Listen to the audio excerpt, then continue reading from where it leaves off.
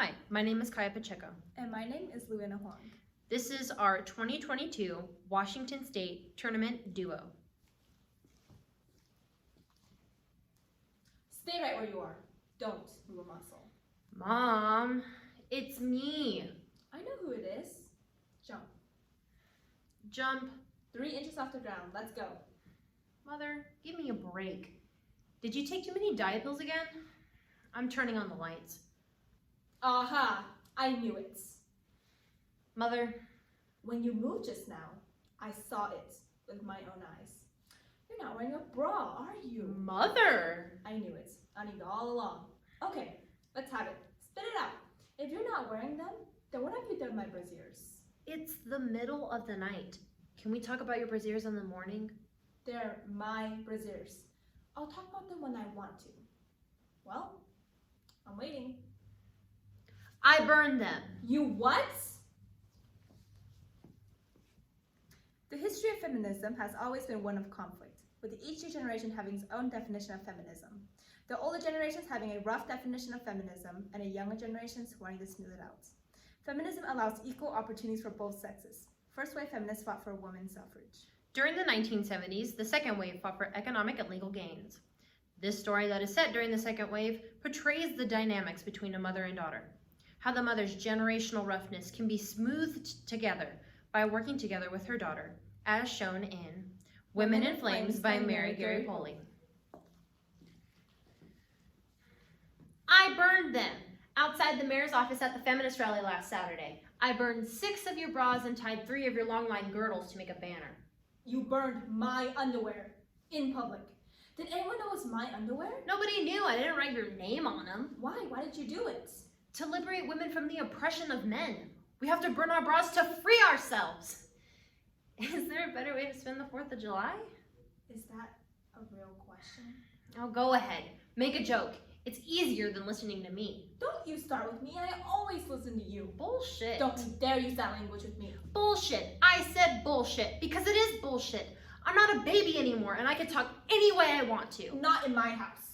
Not in your world. Your whole life is this house. You think I'm nothing, that I'm not a part of life, that I don't matter. Well, this time you went too far. Sometimes you have to go far to get what you want. Look, I don't want to fight you. There's really only one thing I need to know, and I need to know so I can get some sleep, which, believe me, I also need. Why my bras? Why burn my underwear to free yourself? Because I only have one. I need it for dance class. That is the singularly most selfish thing I've ever heard. Except, maybe for Liz Taylor breaking up Debbie and Eddie. No, please. Don't oh please me. You better come up with something better than oh please. Can we finish talking about this tomorrow? I have to go to bed. They bombed the chem lab last week and I have to make up 3 experiments tomorrow. Come back here. You can't go to bed yet. Not with my underwear in your conscience. You owe me an apology. For what? For what? For stealing. You took something that was mine. I want remorse. Look, I'm sorry, okay? If I knew you were gonna get so bent about this. This is your apology? This is how you feel when you break commandments? I didn't think of it as stealing. What do you call it? Borrowing? It's not borrowing because you can't give them back, except maybe in an urn. You should be thanking me. You needed me to do it. Don't you tell me what I need. You're asleep. Somebody had to wake you up. So now I can play God and tell me how to think? You think this whole thing is about me burning your bras, which I did. Okay, all right. You are 5 minutes from being grounded. Fine. Ground me. See if I care. Ground me for life. That's it. Pack up your love beats. You're out of here. Fine. But I don't take it back. You're just pissed because you don't get it. You think I'm stupid? You think I don't know about women's liberation? I'm a wife and a mother. If that isn't the definition of slavery, I don't know what is. Then join in with me. Don't yell at me. What would I be joining? What? What? What would I be joining? You don't mean it. Annette, I can't fight anymore. My laugh lines are getting as deep as ravines. Now tell me, what would I be joining? Mother, you're a woman. This is feminism. Okay, so tell me about it. Tell me about women's liberation. First of all, call it what it is. Feminism. That's what we call it. Men call it women's liberation because, well... It's catchier? Very funny. Well, it is. It does have more of a ring to it. You think you're so funny, but you play right into that helpless little woman shit. This is what you believe. This is what I know. Are you even listening to me? Yes. I don't feel like you're listening. I'm listening. I am listening. I listen to you more than anyone. I listen to you more than you listen to me, more than your father listens to either of us. What do you want, Annette? I can't listen any harder. What do you want? I want to be everything I can be. That's all I've ever wanted for you. Well, that's what I'm about. It's a good thing to be about. Maybe we're both feminists. Although, I still can't see how frying my underwear in the streets is gonna make your father pick his up off the floor. See, Mom, that's what I mean about you. You reduce everything down to something stupid. Well, I'm sorry, Miss College Student. Or should I say Ms.? It's the little everyday things that life's about. Everything can't always be big, important issues. There's a lot more going on in the world than your laundry. You spend more time getting pissed off about dumb little stuff than you even do about the war. You really ought to look at that. Don't you tell me I don't get pissed about the war. Daddy and I talk about James Bond at least twice a week. Daddy's a warmonger. No, he isn't. He's a veteran. And when you were born, he bragged for months about how you had the same birthday as Mamie Eisenhower. He's a good guy. If he picked up his Fruit of the Looms, he'd be almost perfect. If that's so important to you, why don't you just ask him? Believe me, the subject has come up several times in the last 18 years. I can't believe Daddy would just refuse to pick up his underwear. It's not that he refuses. It's more like he can't get it. The same way he can't remember to put down the toilet seat at night so I don't sit in water when I go use the bathroom at night. Men are a mystery. Men are the same as us. That's still Miss Liv talking. Mom, you're a fossil.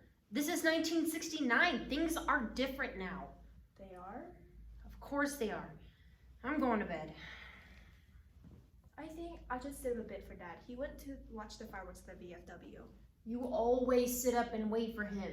Just once, I'd wish you'd go out. Make him wait for you.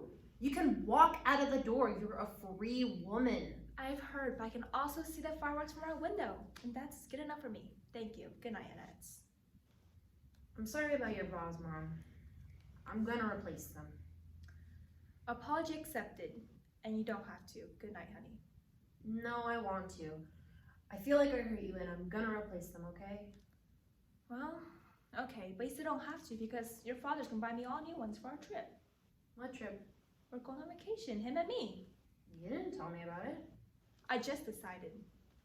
Actually, we're going because you burned my bras. You see, when I went to go get dressed this morning, I had to put on a blouse without a bra on. We know why. Let's not get into it again. And Daddy could tell. You didn't have a bra on? So what? Netta, I don't flounce around without underwear like you do. No one my age does. We weren't raised like that. I used to wear a girdle bed before a big date. And when your father didn't see a brassiere on me, he knew something was up. So, I get all crazy in his head when he thinks there's something out of his royal domain. So I told him, I lost all my bras, don't bug me. So then we had a fight. about your bras? About me having an affair. You look pale, Annette. Go to bed. You're kidding, right? No, you look pale. What are you doing? You're 36 years old. Meaning what? No one find me attractive? You know what I mean.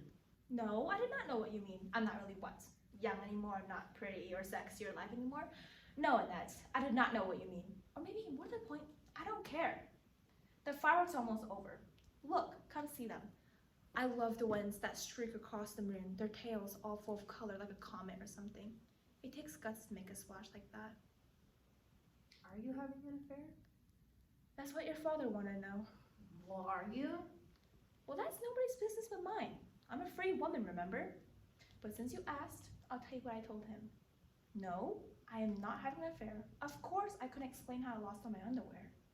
Well, tell him what happened. You could do that. I wouldn't argue with you. You want him to think you're having an affair? I want a vacation, and I wouldn't mind if he stayed home a few nights of the week. And if maybe once in a while he picked up his underwear, even if he did just out of fear. Sometimes you have to go far to get what you want. Come watch the fireworks with me, Annette.